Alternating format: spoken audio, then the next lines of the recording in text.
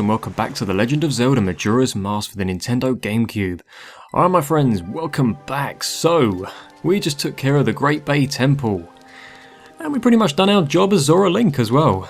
The band is waiting for us to do our rehearsal with them, so let's go ahead and equip our Zora mask. Alright, so, did a lot in the last episode. I had to cut it into two parts because the dungeon took around half an hour, which was what I was expecting, but let's go ahead and talk to the Zora lady. She's our vocalist. She's like, Mikau, you came back safely. That's good.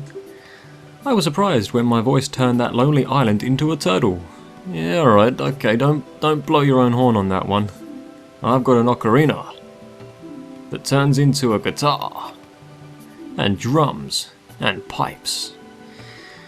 I win. But never mind that. Let's start the rehearsal. So I've got a couple of things planned for this episode.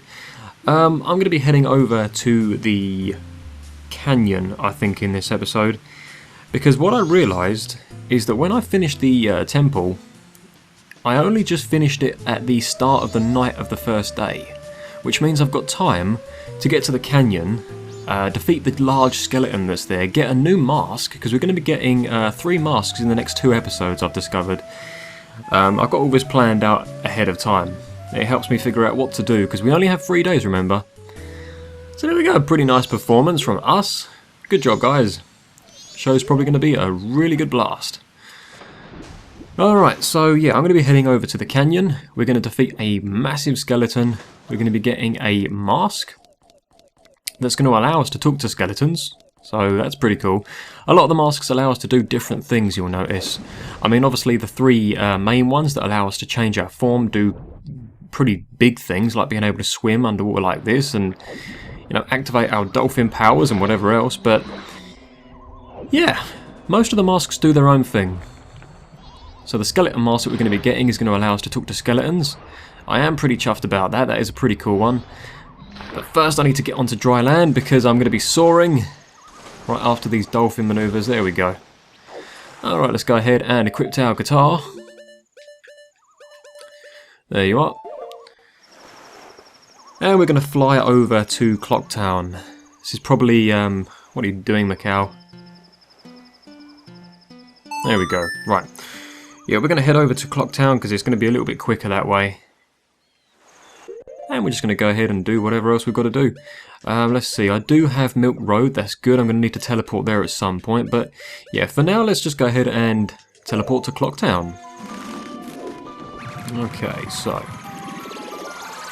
I have to admit, the 3DS version, now that I play the N64 and GameCube version, I have to admit, the 3DS version is a lot quicker. I mean, you can skip this whole little mini cutscene here about teleportation and stuff.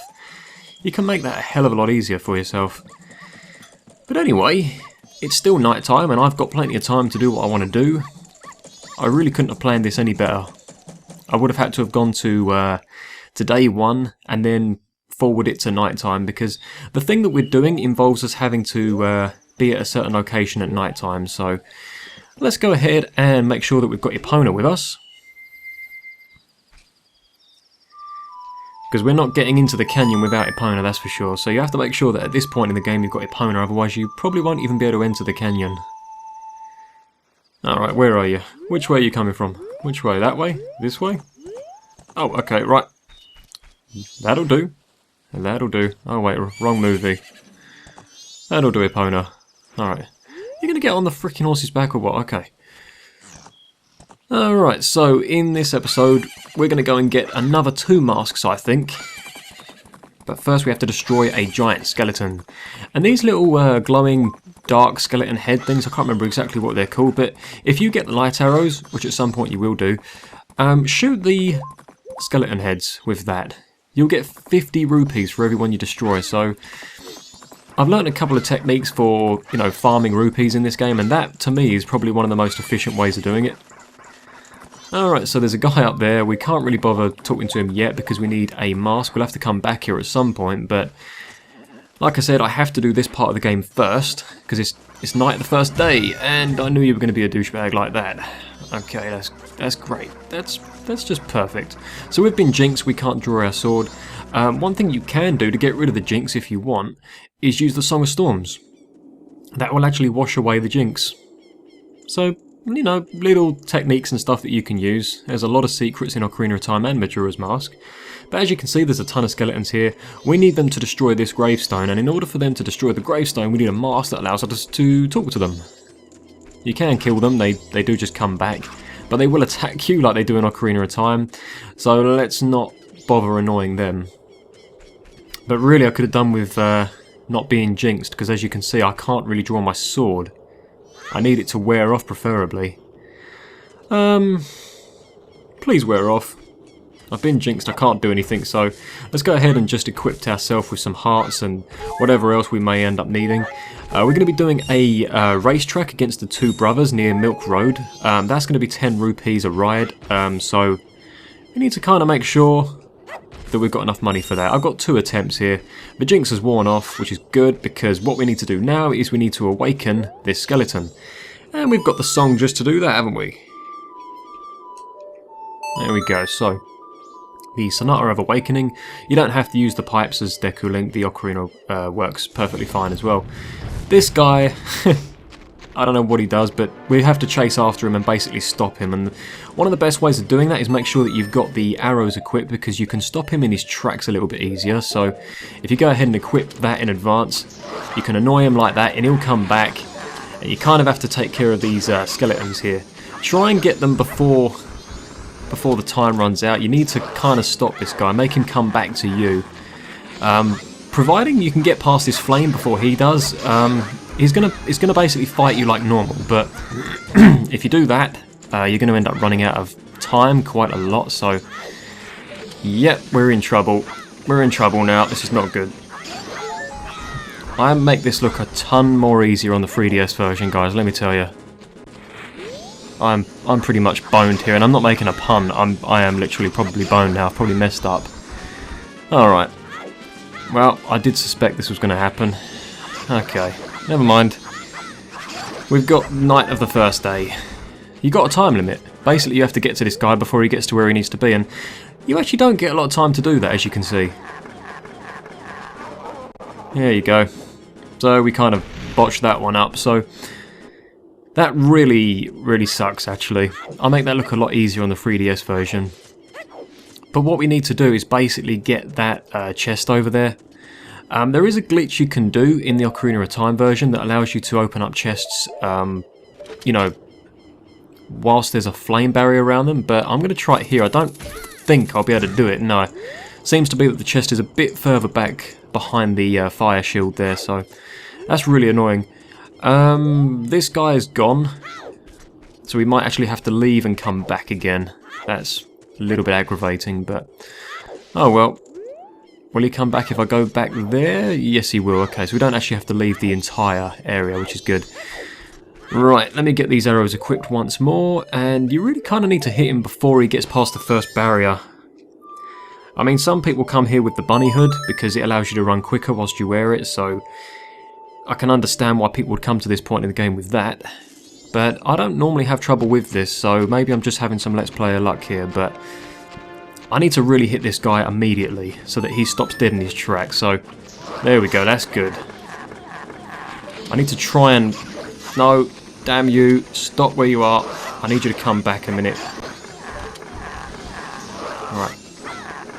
We need this guy to stop, that's the thing. We need this guy to actually stop where he is. There we go. Right, now we're good. Now we're in battle mode. That is exactly what we needed. So you want to hit this guy a few times. I don't know if you can... Oh, you can stun him. I didn't know that. That's good. We'll take advantage of that. I have got a fairy on me. I did rustle it up from the Great Bay area. But I want to try and keep that for the Dark Nut that we're going to be facing in a minute. So I could really do with just being as careful as possible here, to tell you the truth. But he'll start doing this like ground pound thing, where he just jumps up in the air and tries to crush you.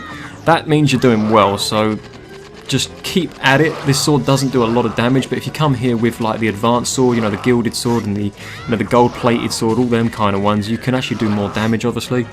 I'd love to have the Great Fairy Sword at this point, but I don't have it. So this part of the battle is actually a little bit easier, I find, because he jumps, you've got plenty of time to move out of the way, and you can pretty much hit him as soon as he gets up. So this is a good place to be. I've just noticed there's some stones on the wall over there. It probably distracted me, so I got hit there. But sometimes there's another secret in this game. You see stones on walls, and they actually signify a song. If you play with the ocarina, or any instrument for that matter, you get rupees or, you know, something good. So there we go, we beat the skeleton, and that's what you pretty much have to do.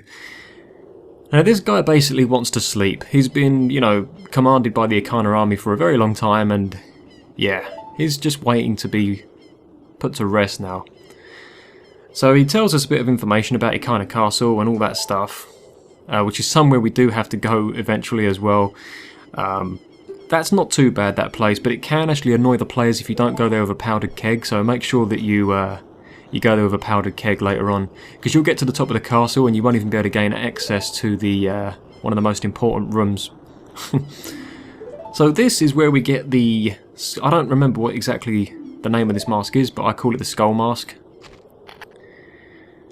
But now we're going to let him take his leave, and we're going to get ourselves another mask. And now that we've got the mask, we can talk to the skeletons, they can destroy the first grave, and we can get into the first grave that they're guarding and defeat the Dark Nut, which I have a fairy for, so we should be good.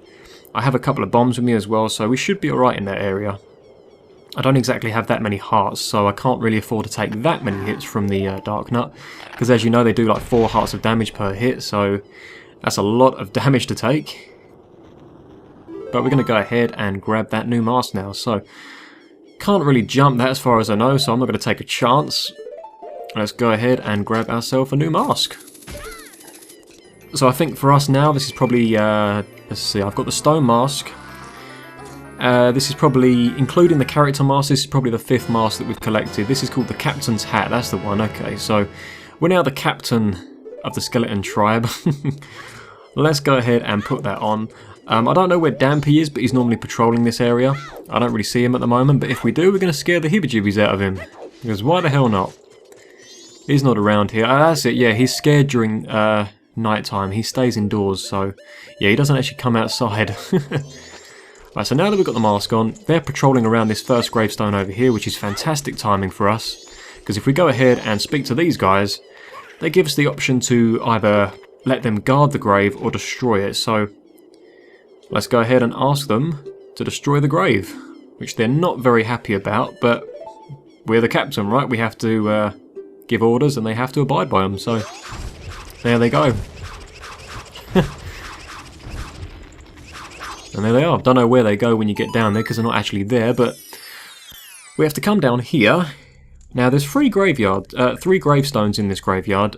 They take you to different areas, like you can see there's something over there that we can get to as well. There's actually a piece of heart down here as well, but I can't get that just yet because the skeletons patrol different gravestones on different nights. So that's why I'm so fortunate that after the Great Bay Temple, I could come straight here and do number 1. Get out of it, there's so many bats in this room. Where the hell are you, Batman? Stop it. This is like the Batcave. Gonna bump into a posh British man in a minute and ask him the same question. Why have you got so many pet bats down here? Hook shot for the win. Didn't pull through for me. Come on. I think this is the last one. You don't have to do this, but they kind of get in the way. And if you want some extra rupees, you can gain them from this chest. So there we go, 50 rupees, which is good if you want it against the brothers that you have to race later on. So, what was that? That sounded like a fairy, and was that a fairy? I've got no idea what that was. Oh well, never mind. We have to now light up the torches in this room. So let's go ahead and do that. And then we're basically able to fight the Dark Nut, so that ought to be good. That ought to be a ton of fun. Alright, so what that does for us is that opens up the door there. I'm just hoping really that I've got some more hearts before I go in there, because 4 hearts doesn't really put me in a good place to fight this guy. Okay, just have to go out on a whim here, won't I suppose. How many bombs have I got? I've got 20 bombs. That's not too bad, actually. I can get him down to 5 phase 2 of the fight when I do this, so let's go ahead and deal some damage before he gets to us.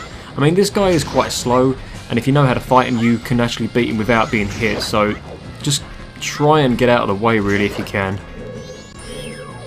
As soon as that armour falls off, though, he's like in rage mode. Starts throwing his axe around and everything like that. There we go, so now we're in phase 2. And what I like to do here is just get out of the way because he's very quick, as you can see. I try and wait for him to swing the axe down, preferably, because you've got a break there, so you can actually do a lot of damage. The jump attack's probably the best one to use. I'm really not comfortable with this fight. That axe is way too close to my face. One hit from that and I'm dead. So I've really got to be careful here. Oh, okay, right. Spoke too soon. That is why I came here with a fairy. Right, can I get a hit in before he does anything else? There we go, right, get out of the way. Oh dear, that is stupid. Well, that worked, that kind of worked. That did a thing. There we go, finishing blow. And that draws back the curtain and reveals a new song for us.